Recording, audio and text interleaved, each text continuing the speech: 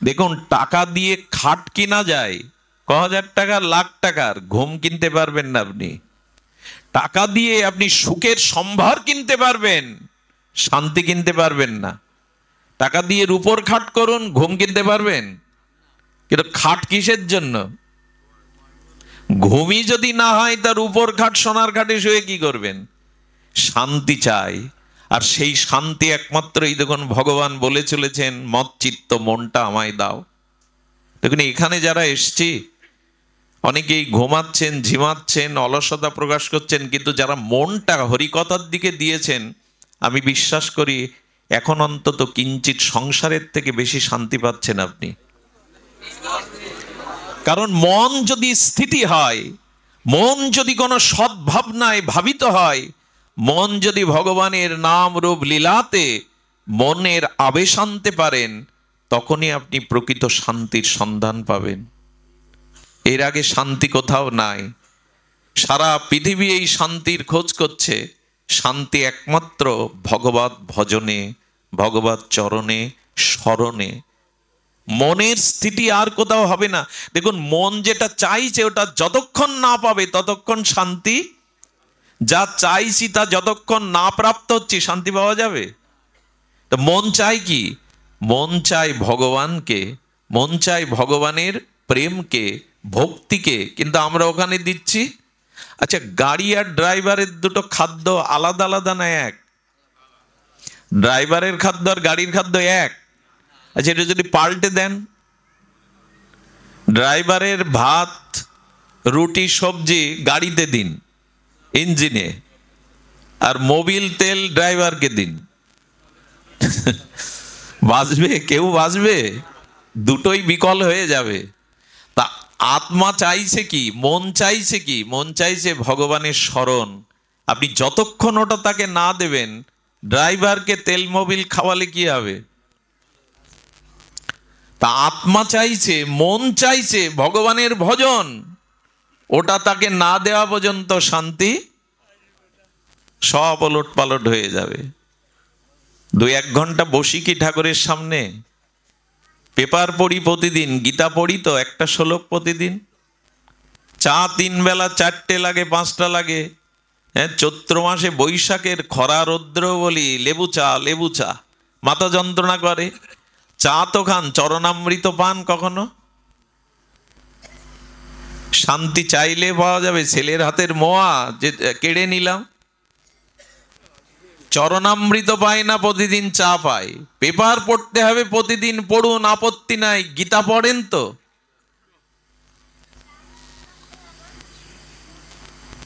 সুধীবৃন্দ, এই জন্য আমাদের জীবনে টিভি, টেলিভিশন 4টে ক্ষতির কারণ।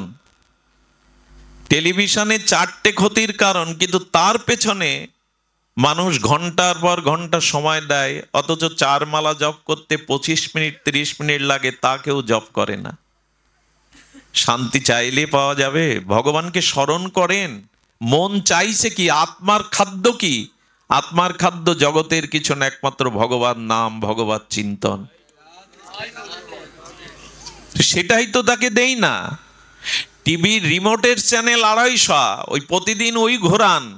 ওই ঘোরালে কি হবে জানি না, 4টে জিনিস হবে। সময়, মানুষের জীবনে সব থেকে মূল্যবান সময়, ওই সময় ব্যয় হবে। দ্বিতীয়ত চোখের দৃষ্টির ক্ষতি হবে। তৃতীয়ত অর্থ ব্যয় তো হয় কেবল লাইন নিতে গেলে। চতুর্থত চরিত্র কোথাও না কোথাও দোষ এসে যাবে। মানুষ যা দেখে তাই শেখে। আচ্ছা, কল্যাণটা কি বলুন তো? এ দেখে কল্যাণটা কি একবার আমার বলুন। কেউ সৎ হয়েছে, কেউ সাধু হয়েছে, ওই দেখে একবার প্রমাণ করুন, আমি ব্যাসপীঠ ছেড়ে দেব। তো ওটা দেখুন, সারাদিন কাজের পরে সংবাদ দেখুন, আপনি সিরিয়াল দেখুন, ক্ষতি নেই। 2টো হাত তো আছে, অন্তত এক হাতে মালা ধরুন, এক হাতে ওটা টিপুন, আর এক হাতে একটু মালা টিপুন। মালাটা ঘোরালে আর এই জন্ম মৃত্যু চক্রে ঘুরতে হবে না আপনার। ভগবানের নাম জপ করলে এই জন্ম মৃত্যু চক্রে ঘুরতে হবে না। তা ঘোরাবো না, রিমোট ঘোরাবো। নারদকে এমনি বলছেন, জগৎটা অন্ধকার নেমে এসছে, কলি ঘোর তিমিরে গরসল জগজন, ধর্ম কর্ম রহুদূর,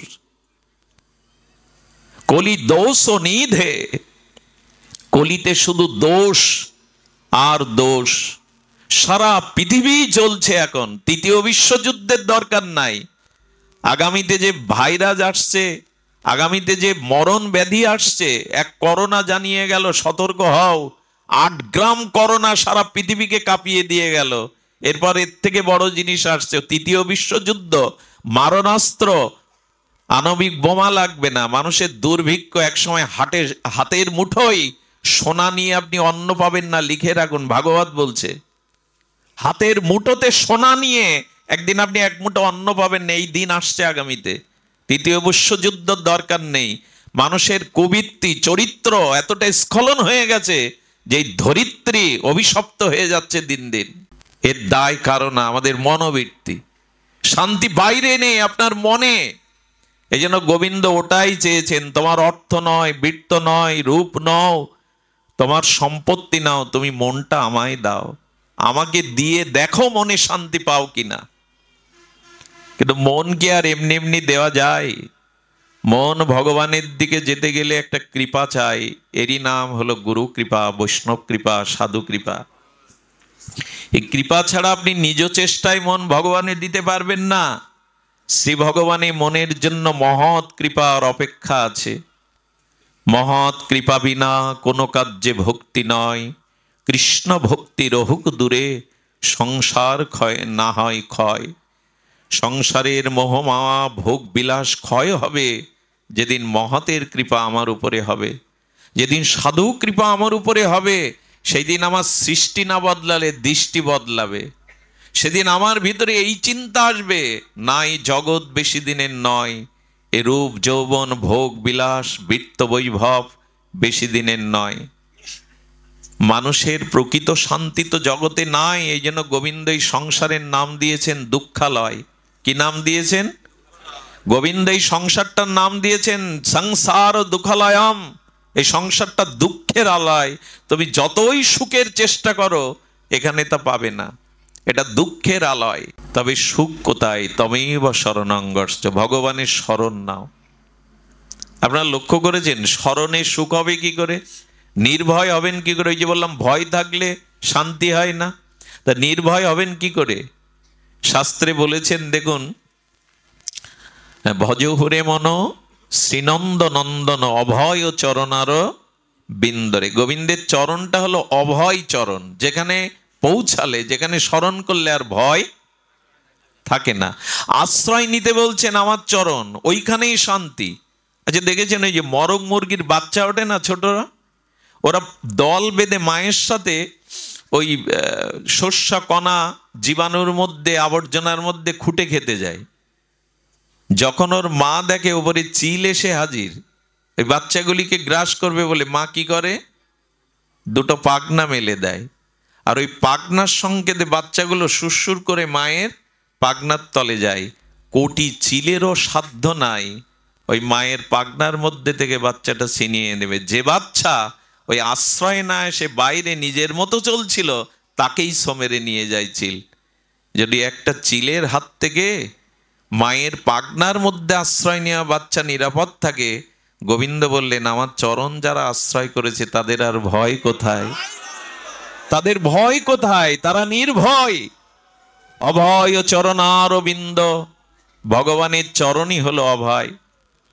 দেখবেন শিশু ক্রন্দন করছে, ওই ক্রন্দনরত শিশুকে অনেক পাড়ার মায়েরা কোলে তুলে নেয়। সে মায়েরাও তো মা, তাদের বুকেও তো দুধ আছে। ওই শিশুকে স্তন দিলে খাবে না, কাঁদবে। কিন্তু অন্ধকারের মধ্যে যখন নিজের গর্ভধারিণী মায়ের বুকের পরশ পায়, ম্যাজিকের মতো কান্না বন্ধ হয়ে যায়। ও আসলে নিজের মাকে খুঁজছিল।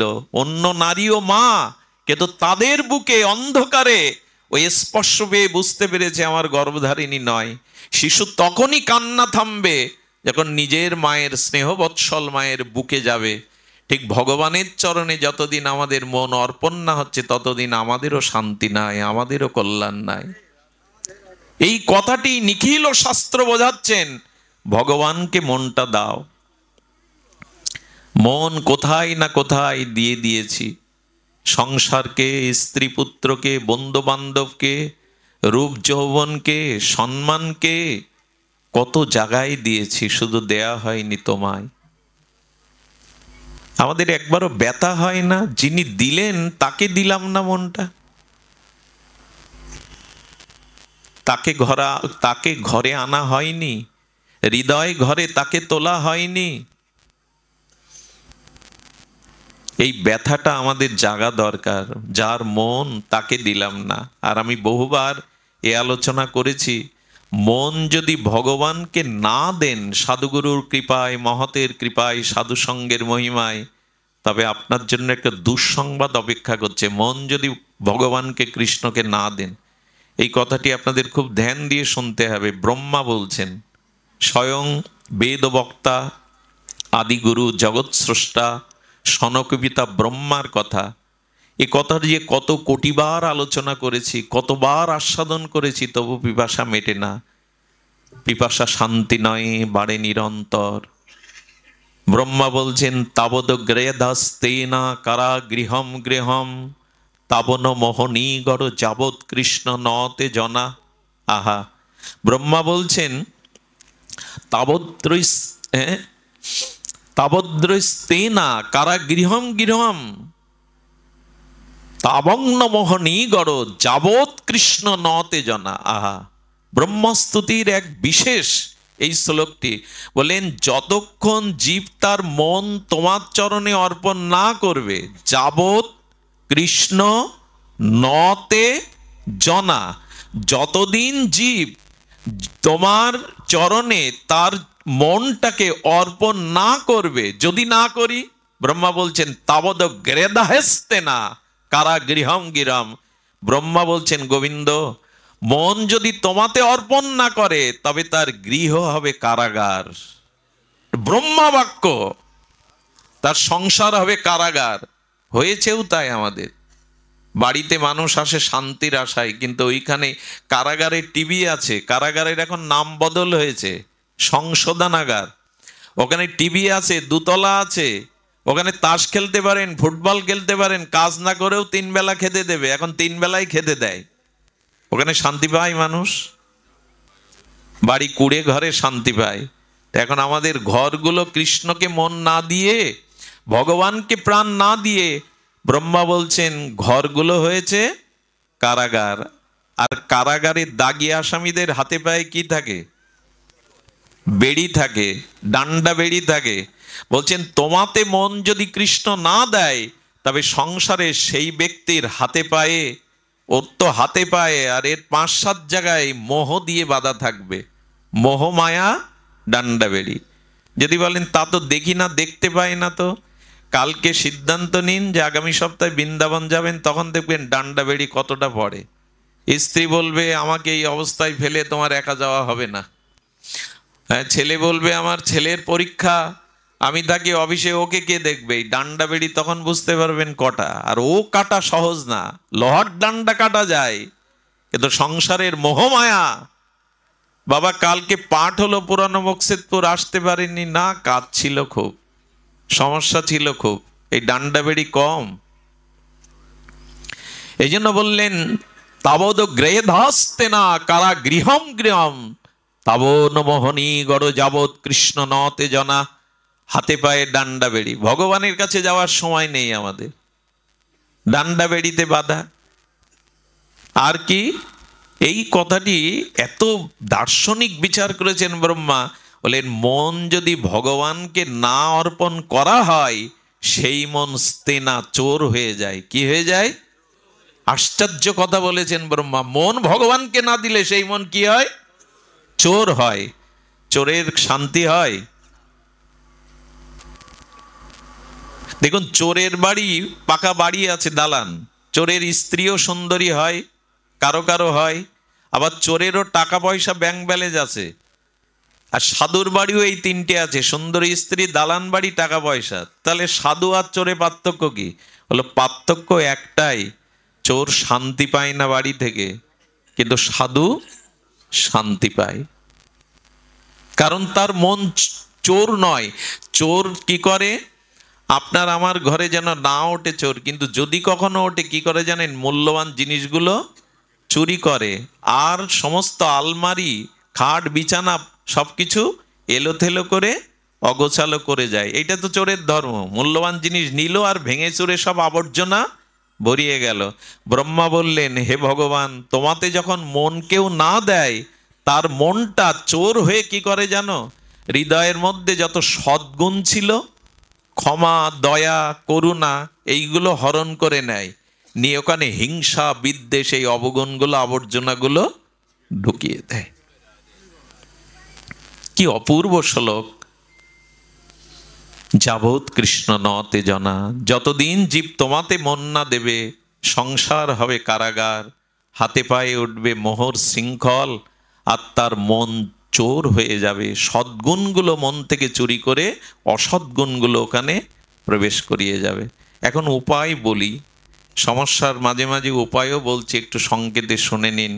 গোবিন্দ সেটিই বলছেন, তমেব শরণাঙ্গস্য সর্বভাবেন ভারত, আমার কৃপাতেই শান্তি পাবে, তৎপ্রসাদাৎ পরাং শান্তে স্থানাং প্রাপস্যি সশতম।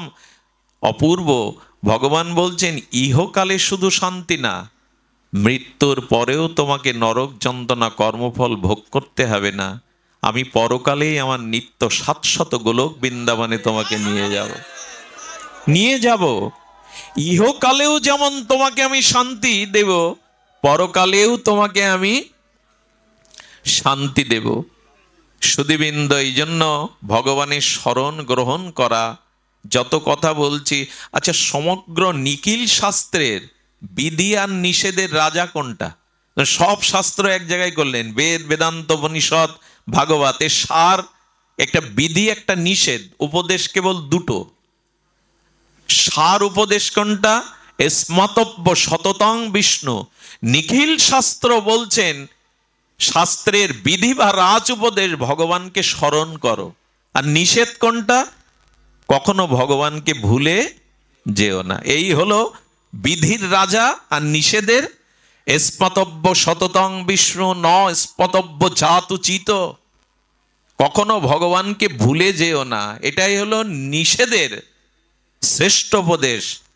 আর বিধির উপদেশ স্মতব্য সততং বিষ্ণু, সর্বদা ভগবানকে। এই জন্য তো মহাপ্রভু বিধান দিয়ে গেলেন, খাইতে শুইতে উঠিতে বসিতে যথা তথা নাম লও। নাম এখন আসরেই হয়, আমাদের মধ্যে আর কতটুকু কার হয় জানি না।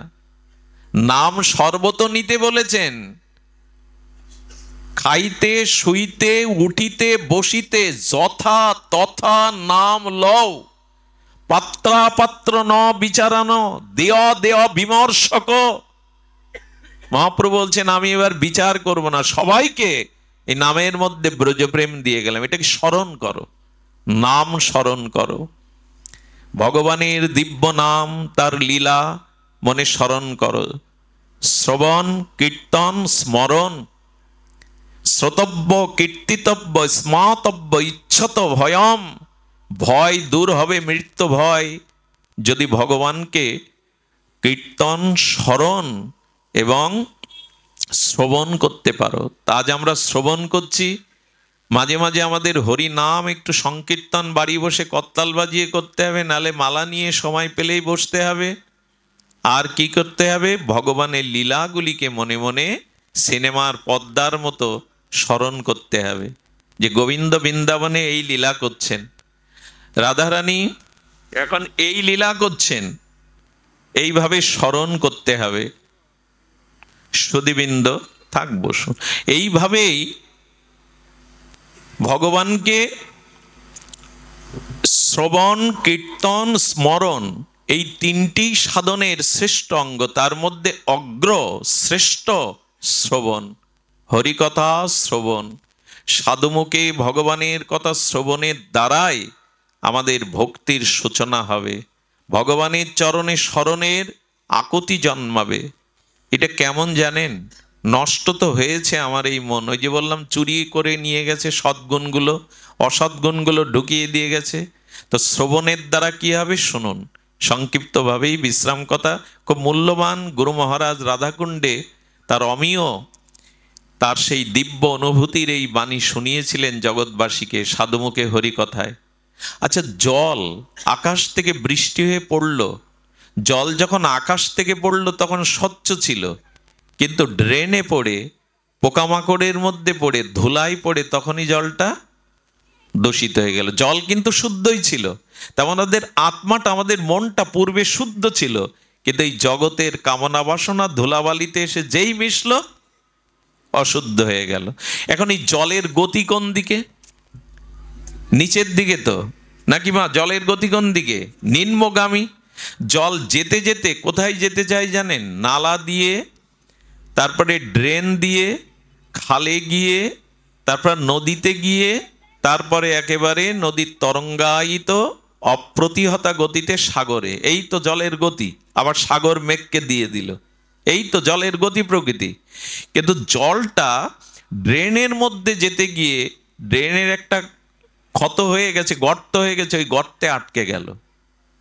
গর্তে যখন আটকে গেল তখন জলের স্রোত আর রইল না। আচ্ছা, গর্তে আটকানো জল 1-2 মাস পরে কি হয়? ধুলো এসে পড়ে, তাই না? আবর্জনা এসে পড়ে, আকাশ থেকে গাছের পাতা পড়ে, তাতেও দূষণ হয়ে যায়। পবিত্র থাকে কি? আকাশ থেকে পড়েছিল বৃষ্টির ধারা হয়ে শুদ্ধ, কিন্তু গর্তের আবর্তন হওয়ায়, আবর্তিত হওয়ায় ধুলা বালি পোকা মাকড় এসে দূষিত হলো। আচ্ছা, জলের 3টি স্বভাব, ওই 3টি স্বভাব ওর মধ্যে নষ্ট হয়ে গেল। জলের 3টি স্বভাব কি? স্নান, ওই জলের স্নান করা যাবে পোকামাকড় জলে। আর জলের আরেকটি স্বভাব হলো পান, অর্থাৎ জলে পান করতে হয়, তৃষ্ণা নিবায়। আর জলে নিজের দেহটাকে শুদ্ধ করতে হয়। এই 3টে গুণ ওর মধ্যে থাকলো, কিন্তু একদিন ছিল কি না? ছিল, আজকে আর নাই। ঠিক আমাদের দশাও তাই।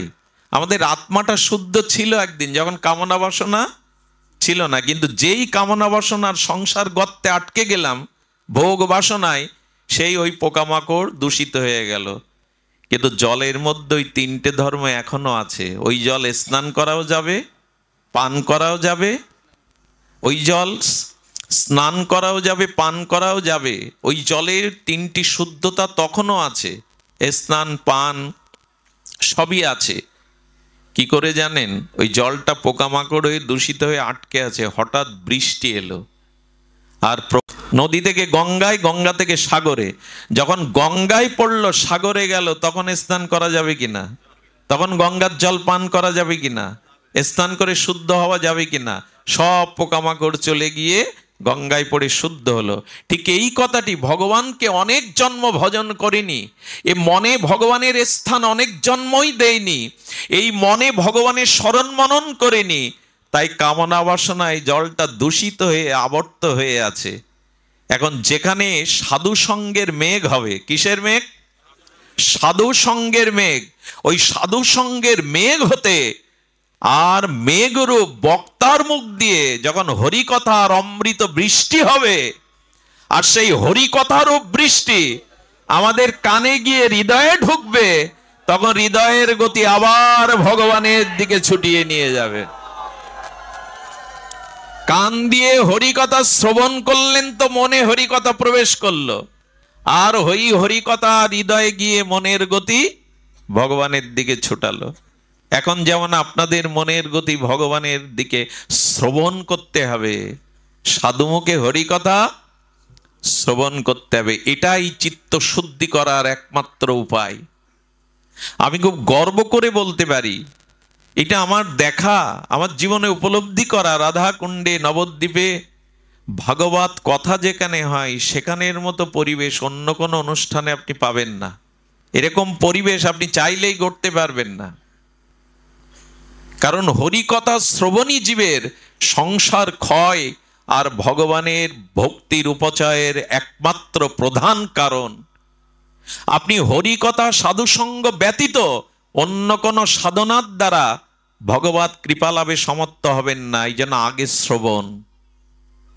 কোথায় যাবেন সে জিনিসটাকে জানবেন না, কোথায় আপনার গন্তব্য সেটা না জানলে পথে উঠুন আপনি। আচ্ছা, পথে কেউ চলছে, যদি জিজ্ঞাসা করেন কোথায় যাবেন, তো জানি না, তাকে কি বলবেন?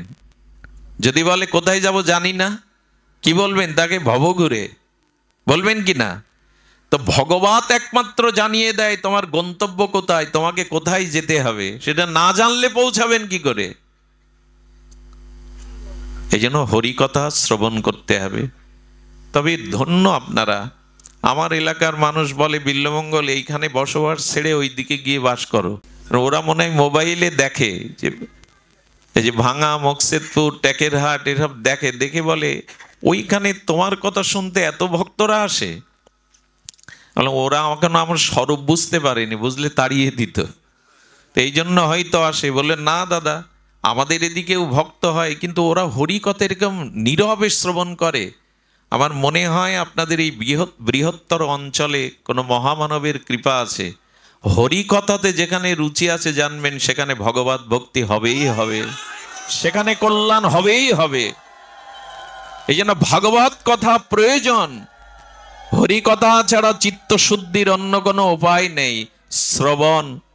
এরপরে বললেন কীর্তন। এই কীর্তনাঙ্গ ভজনই এই ঘোর কলিকালে অন্ধকারে একমাত্র আলো।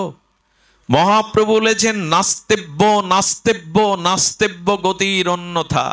একেবারে 3 বার কড়াল করে বললেন, প্রতিজ্ঞা করে বললেন, হরি কথার হরিনাম বিনা এই যুগে আর কোনো উপায় নাই।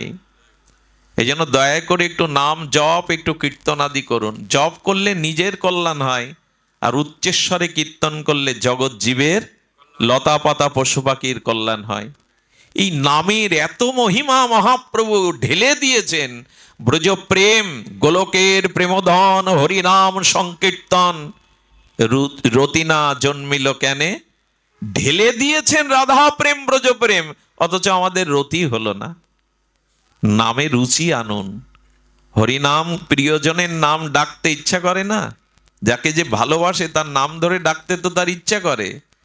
তো ভগবানকে যদি ভালোবাসেন তার নাম ধরে ডাকুন। আমাদের দুর্দশা, হাই তুলতে গেলে বলে বাবা গো, ওসর লাগলে বলে মা গো। কিছু মানুষ আছে ওসর লাগলে বলে হা রাধে, হাই তুলতে গেলে হা গৌরাঙ্গ। অন্তত এইভাবেই নিন 2-4 বার দিনে। ঘুম থেকে উঠে হাই তুলতে গিয়ে বাবা গো, মা গো এই বলে কি হবে? ওইটা রাধা নাম দিয়ে দিন না, দিনে 4 বার অভ্যাস হয়ে যাবে, তখন আর বাবা গো মা গো হবে না। আর ছেলে মেয়েদের নামগুলো ঋষিদের নামে, ভগবানের নামে রাখুন গুরুদেবের কাছ থেকে। হ্যাঁ, টেলিভিশনে সিরিয়াল নাম রেখে লাভ হবে না। গুরুদেবের কাছ থেকে শ্রীকৃষ্ণের নাম শ্রীকৃষ্ণের পিতামাতা রাখেনি, গর্গমণি রেখেছিল। রাম ভগবানের নাম দশরথ রাখেনি, কৌশল্যা রাখেনি, বশিষ্ঠদেব রেখেছিল। এই ইতিহাস আমরা ভুলতে বসেছি। সন্তানের নামগুলো আদ্যক্ষর দিয়ে শ্রী গুরুপাদ পদ্ম আচার্যদের কাছে রাখতে হয়। ওই নামের মধ্যে আশীর্বাদ থাকে, শক্তি থাকে। তার প্রমাণ অজামিল। তার ছোট পুত্র নারায়ণ বলতে বলতে মৃত্যুর সময় সে ভগবান পেয়ে গেল, নাম আভাসে। এই জন্য নামকরণটাও আমাদের সংস্কার। সনাতন ধর্ম, বৈদিক সভ্যতায় সন্তানদের নামকরণটাও সংস্কার। সুধীবৃন্দ, এই জন্য কীর্তন করুন। কীর্তনের সিদ্ধ গৌর কিশোর দাস বাবাজি মহারাজ, এই সিদ্ধ মহাত্মা ভিড় লেগে যেত, প্রণাম করতে আসতো। বললো সম্মান কি ধুয়ে খাবো? এক শিষ্যকে বললেন ওই যে কাঠ লতা পাতা আছে, 10 বছর আগে ল্যাট্রিন বাথরুম ছিল, এখন কেউ ব্যবহার করে না, সব শুকিয়ে গেছে। ওই লতা পাতা ইট কাঠগুলো একটু গোবর ছড়া দিয়ে ওই লতা পাতার মধ্যে আমার একটু জায়গা করে দে। কেন বাবা? তো হাজার হাজার প্রণাম নিলে আমার ভজন কখন হবে? এসব তাল থাক, ওখানে জায়গা করে দে। দেখুন এরা সম্মানকে ভয় পায়। সম্মান নিয়ে ধুয়ে খাবো? আমার ভজন হচ্ছে না, লোকের হাজার হাজার লোকের প্রণাম দেখতে, ওখানে জায়গা করে দে। ওইখানে বসে বসে বাবাজি সারাদিন নাম করতেন। লোক আসলে বলতেন কোথায় জানি না, ভিড় কমে গেল। তো একদিন ওনার শিষ্য ওই জায়গাটা প্রণাম করতে গেছে। তাহলে বাবা এখানে সিদ্ধ বাবার নাম করতেন, আমি একটু বসে কিছুক্ষণ নাম করি না। উনি এই ভেবে ওখানে বসে চোখ বন্ধ করে যেই নাম করতে যাবেন, দেখছি 4-5 দিক দিয়ে নাম ধ্বনি হচ্ছে মধুর কণ্ঠে। এখানে তো কেউ নেই, নাম কে বলছে? উনি আবার চোখ বন্ধ করে আবার শব্দ শুনছেন নামে, দিব্য ওনার কানে দিব্য নামও ধ্বনিত হচ্ছে। চারিদিকে তাকিয়ে দেখে কেউ তো নেই। হঠাৎ লক্ষ্য করলেন চোখ খোলা রেখে, সিদ্ধ নামনিষ্ঠ মহাপুরুষ ওখানে বসে জপ করেছে বিদায় ওনার দিব্য স্পর্শে ওখানে ইটগুলো, কাঠগুলো থেকে নাম ভেসে আসছে। হরে কৃষ্ণ হরে কৃষ্ণ। কাঠগুলো থেকে নাম ভেসে আসছে। যদি বলেন এর যুক্তি কি, তবে শুনুন, একটা চুম্বকে লোহাটা বারবার ছোঁয়াবেন, বারবার চুম্বকে লোহা ছোঁয়ালে দেখবেন কিছুক্ষণের জন্য লোহার মধ্যে চুম্বকের ধর্ম এসে প্রবেশ করে। তেমনি নাম নিতে নিতে জড়বস্তুও উনি জাগাকে প্রণাম করে বললেন, নামের মহিমা এমন। আমার পরমাধ্য শ্রী গুরুদেব, জগতে এমন পরম গুরুদেবকে পেয়েছিলাম, কিন্তু তার অযোগ্য আমি। রাধাকুণ্ডে ৩৬ বছরের ভূতপূর্ব মহন্ত মহারাজ, আমাদের রঘুনাথ দাস গোস্বামী গদ্দির ভূতপূর্ব মহন্ত মহারাজ, অশেষ শাস্ত্র নিষ্ণাত পণ্ডিত প্রবর, রাধারানীর কিঙ্করী। সারাটি জীবন তিনি গ্রন্থ চয়নে হরিকথা প্লাবন বইয়ে দিয়েছেন বৃন্দাবনে, রাধাকুণ্ডে। পরমারাধ্য শ্রী গুরুদেব শ্রী অনন্ত দাস বাবাজি মহারাজ, উনি ঘরে বসে বসে নাম করছেন। আপনারা জানেন এখন 84 ক্রোশ ব্রহ্মণ্ডলে বর্ষণার মধ্যে সারা ভারত যাকে শ্রদ্ধা করে সাধু সন্ত, তিনি শ্রদ্ধেয় বিনোদ বাবাজি মহারাজ রাধাকুণ্ডের। কত মন্ত্রীরা গিয়ে ওনার চরণের ধুলা নেওয়ার জন্য বসে পড়েন। সেই বিনোদ বাবা গুরু মহারাজকে প্রণাম করতে গেছেন ব্রজানন্দ ঘেরায়, গিয়ে দেখছেন বাবার পুরো ঘরটা দেয়াল ফেটে ইট কাঠ থেকে নাম আসছে। উনি বললেন, এটা আমার কল্পনা না, আমি কান পেতে স্পর্শ করে শুনলাম উনি নাম করছে দেখে পুরো ঘরের ইট কাঠ নাম বলছে। এই হলো নামের মহিমা। উচ্চস্বরে নাম সংকীর্তনে পর উপকার করে। হরিদাস ঠাকুর ৩ লক্ষ নামের মধ্যে ১ লক্ষ নাম উচ্চস্বরে করতেন। বলে কেন? বলে গাছপালা কীট পতঙ্গ ওদের কাছে এই নামের ধ্বনি গেলে ওরা উদ্ধার হয়ে গোবিন্দ চরণ পাবে। এই জন্য উচ্চস্বরে ১ লক্ষ নাম করতেন উনি। আপনি জপিলে নাম আপনি সে তরে, উচ্চ সংকীর্তনে পর উপকার করে। অন্যের কল্যাণ এই নামের ধ্বনি যতদূর যায়। এই জন্য যে গৃহে সদাচার সম্পন্ন হয়ে ভগবানের অষ্টাবিগ্রহের সামনে কাঁসা করতাল খোল বাজিয়ে ঝামর বাজিয়ে যারা হরিনাম করে, ওখানে রোগ শোক অভিশাপ প্রবেশ করতে পারে না। কিন্তু ঘরে ঘরে হরিনাম আজ কই? ঘরে ঘরে আজ ভগবানের দিব্য নাম কই? সকাল সন্ধ্যা ওখানে অভিশাপ ঢুকতে পারে। নাম যত দূর যায় অমঙ্গল তত দূরে দূরে পালায়। আগেকার দিনে এত ঔষধ, এত ডাক্তার, এত আধুনিক চিকিৎসা ব্যবস্থা আসেনি। তখন নাকি গ্রামে ডায়রিয়া হলে, মহামারী হলে হরিনাম করতো সবাই মিলে, আর এই হরিনামের ধ্বনিতে রোগ শোক পালাতো। এটা মিথ্যা নয়, এটা মিথ্যা নয়। এই জন্য ভগবানের নামটা নিতে শুরু করুন। আর এই নাম এখন কীর্তন করলে এর পরম কল্যাণ কি জানেন? যদি মৃত্যুর সময় নামটা মনে এসে যায়, যদি শেষ সময় নামটা মনে এসে যায়, তবে আপনি পার হয়ে গেলেন, আর আশা লাগবে না এপারে। এই জন্য ভগবানের নাম আজ নিতে থাকুন। মৃত্যুর সময় কর্ণের শ্রবণ ক্ষমতা, দর্শন ক্ষমতা, গলার বলার ক্ষমতা নষ্ট হয়ে যায়। ধীরে ধীরে জীবনী শক্তিগুলো বিলুপ্ত হতে থাকে। মাইক বাজালে ওই দিন কানে আপনার নাম যাবে না। আপনি হাজার চেষ্টা করেও কণ্ঠে সাধনা না থাকলে, অভ্যাস না থাকলে মৃত্যুর সময় বলতে পারবেন না। এই জন্য আজ অভ্যাস করুন যাতে মৃত্যুর সময় তার দিব্য নাম ধ্বনিত হয়। সুধীবৃন্দ, এই জন্য কীর্তনাঙ্গ এই ভজন মহাপ্রভু দিয়েছেন। আরেকটি দিয়েছেন, যদি নাম করতে করতে ভগবানের লীলা স্মরণ করতে পারেন। এই লীলা স্মরণই হলো স্মরণাঙ্গ সাধন, যেটা মহাপ্রভু দিয়ে গেছেন। এই লীলা স্মরণ, ভগবানের কোন সময়ে কোন লীলা শ্রীধাম বৃন্দাবনে নবদ্বীপে শ্রী গৌর সুন্দর কখন কি লীলা করছেন, এই লীলা যদি মনে মনে স্মরণ করতে পারেন, সেই লীলাগুলি কেমন জানেন? ছোট্ট একটা দৃষ্টান্ত দিয়েই পাঠ বিশ্রাম। শ্রীনিবাস আচার্য, ইনি মহাপ্রভুর দ্বিতীয় আবেশ কলেবর। উনি একবার ধ্যানে বসেছেন ঘরে, খুব ধ্যান দিয়ে শুনুন, এটা আমার বিশ্রাম কথা, স্মরণটা কেমন। উনি মনে মনে গুরু প্রদত্ত মঞ্জুরি স্বরূপে ওনার গুরু মঞ্জুরির সাথে রাধারানী সখীদের নিয়ে যমুনায় জলকেলি করছেন, স্নান করছেন। আর করতে করতে উনি গুরু মঞ্জুরি, ওখানে পুরুষের অধিকার নাই, গুরু মঞ্জুরির পেছনে সেই একাদশ ভাবাত্মক সেই মঞ্জুরি যেটা গুরুদেব দিয়ে দেয়, আমি সবাইকে কথা বোঝাতে পারবো না। এই যে তুলসী বন্দনায় গাই না আমরা, এই নিবেদন ধরো সখীর অনুগত করস, সখার না, সখীর অনুগত। এই মনের অভিলাষ বিলাস কুঞ্জে, এই ভজন হলো সেই ভজন। পুরুষ দেহে ভজন হয় না, একটা জিনিস জেনে যান। ভজন করতে গেলে নারী দেহ লাগবে, তবে এই মায়েদের যে নারী দেহ তা না, রাধারানীর দাসী, রাধারানীর কিঙ্করী। ওইখানে দিব্য দেহ গুরুদেব দিয়ে দেবে, তোমার বয়সেই, তোমার পোশাকেই, তোমার সেবায়। তুমি মালা গেতে যুগলের গলে পরাবে, অর্থাৎ বিজন সেবা করবে, সেবা দিয়ে দেয় গুরুদেব। তো উনি কি করেছেন, গুরুমঞ্জরির সাথে রাধারানীর জলকেলি দেখছেন। দেখতে দেখতে রাধারানীর নাকের মানে কর্ণের দুলটা হারিয়ে গেছে। খুব ধ্যান দিয়ে শুনুন।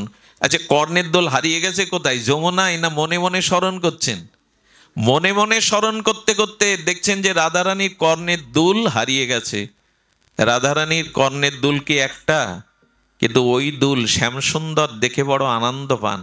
তাই রাধারানী সখীদের বলছেন, আমার দুল খুঁজে দে।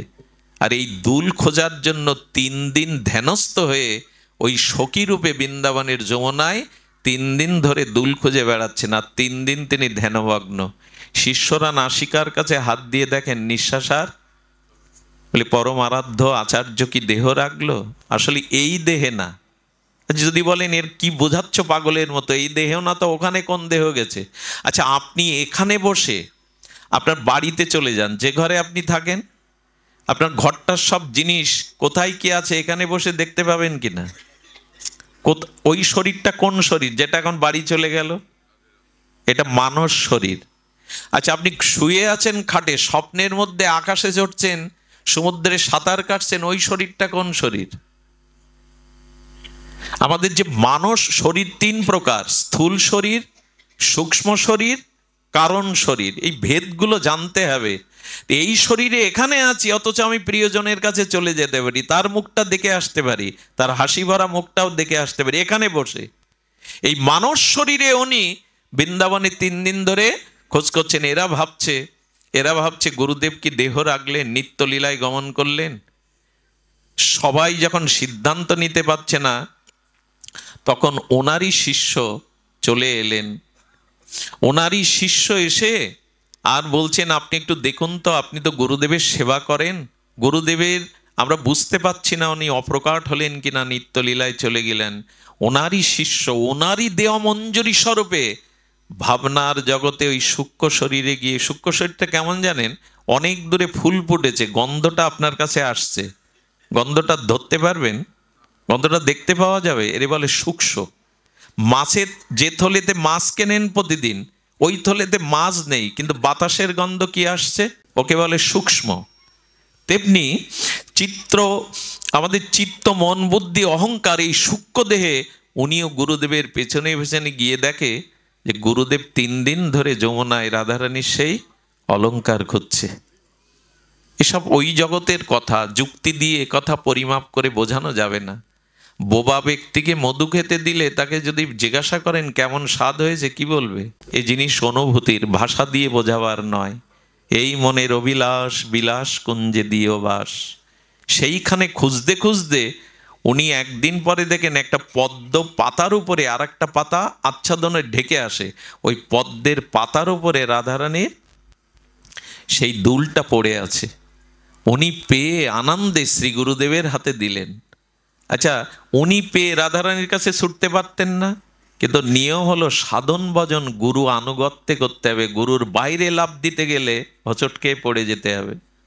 উনি শ্রী গুরুদেবের কাছে দিলেন, শ্রী গুরুদেব ললিতার কাছে নিয়ে গেলেন, ললিতা রাধারানীর কাছে নিয়ে গেলেন। লাভ দিয়ে যেতে যাবেন না, ক্রম আছে, সিঁড়ি আছে। আর রাধারানী পেয়ে, শ্যামসুন্দরের প্রিয় এই অলংকার পেয়ে বড় আদর করে বুকে চেপে ধরলেন। কে খুঁজে নিল? রাধারানীর কটাক্ষ করুণার দৃষ্টি ওর দিকে দিয়ে দিল। এই যে রাধারানীর একটা করুণার দৃষ্টি পেয়ে রাধারানী প্রসন্ন হয়েছেন, এতেই মাঝে মাঝে গোবিন্দ রাধারানীর প্রেমকুঞ্জে হাত জোর করে দাঁড়িয়ে ললিতা বিশাখাকে অনুরোধ করেন, একটু চরণ সেবার জন্য ভেতরে যেতে পারি? শ্রীকৃষ্ণ জগৎগুরু, রসাচার্য, রসিকেন্দ্র মৌলি, কিন্তু প্রেমময়ী রাধারানীর চরণ পাওয়ার জন্য তাকেও অনুমতি নিতে হয় কুঞ্জে যাওয়ার। কখনো কখনো রাধারানীর চরণটা তিনি মস্তকে নিয়ে বুকে নিয়ে জড়িয়ে ধরেন, দেহি পদপল্লব মৌদারাম, হে রাধে তোমারই